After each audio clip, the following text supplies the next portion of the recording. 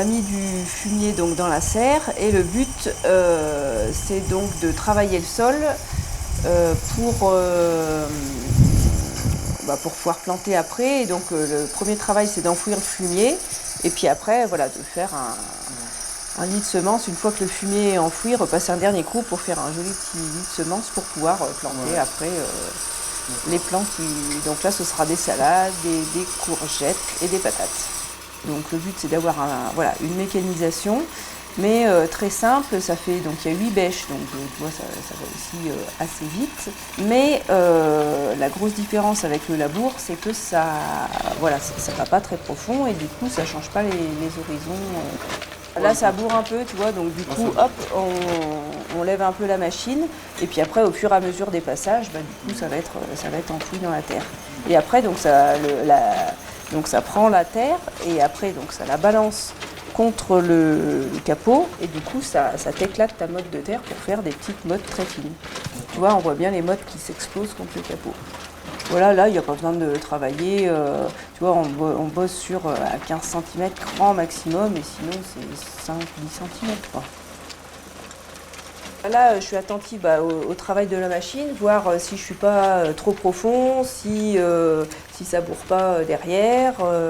Après, là, si je faisais trop profond, tu as vu, ça bourrait et du coup, après, ça te fait un gros tas. En fait, la machine, elle n'arrive pas, entre guillemets, à avaler le fumier. Donc là, pour vraiment l'enfouir, il faut y aller doucement et petit à petit pour que voilà, parce que sinon, après, ça te fait un gros tas. C'est pas possible de repasser la machine dedans, quoi. Le truc, c'est que là, la serre, elle n'a pas du tout été travaillée de l'hiver. En plus, on a marché dedans, voilà. Et puis, du coup, ça a été aussi très sec, parce que moi, j'ai pas d'eau en permanence. Donc, du coup, il y a un moment où il n'y a pas du tout d'eau dans la serre.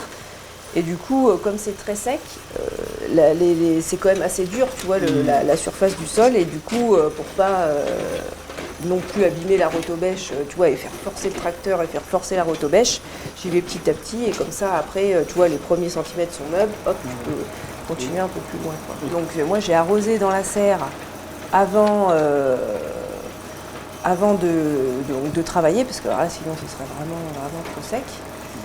Mais tu vois, ça aurait quand même mérité encore un petit peu.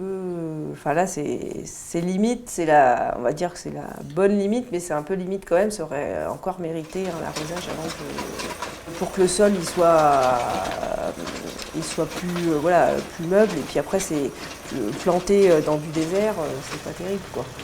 Là, si tu mets du fumier, de l'eau, etc., ton sol il a tout ce qu'il faut pour que la vie se développe et que ce soit pas un désert quoi. Là, on voit que c'est pas fini, hein, parce que moi, le but, c'est vraiment qu'on voie plus du tout le fumier, et puis après que ça te fasse un travail bien lisse. Tu vois, là, il y a encore des grosses mottes, on pourrait pas planter là-dedans, parce que tu vois, t'as encore on voit hein, les mottes, et moi, le but, c'est qu'après, ça te fasse vraiment un truc tout plat à la fin, quoi. Là, je vais repasser encore jusqu'à ce que je voie que il n'y a plus de fumier en surface et que ce soit bien uniforme sur toute la serre et que ce soit très fin, quoi. Les maraîchers en formation, on en voit beaucoup et j'y ai fait la première année à dire pas de mécanisation, pas de tracteur, moi je fais tout à la main. Et voilà, si on veut se ruiner la santé, moi j'ai fini à l'état de squelette ambulant au bout de la première année et l'année d'après j'ai acheté un tracteur et j'ai dit mais c'est pas possible quoi. On fait beaucoup de choses déjà à la main et le travail du sol, puis ça te prendrait un temps en plus phénoménal quoi. Et du coup le temps que tu passes avec ta grelinette, et du coup tu désherbes pas et je trouve que là il existe des outils pratiques. Même si ça coûte peut-être un peu cher, le travail du sol c'est primordial parce que si ton sol est mal préparé, t'as beau faire tout ce que tu veux, planter à la bonne lune ou je sais pas quoi, si ton sol il est mal préparé, que du coup en plus tu vas galérer pour toutes les étapes, hein. Pour désherber tu vas galérer, pour planter tu vas galérer. Si ton sol il est, pour moi c'est la base quoi.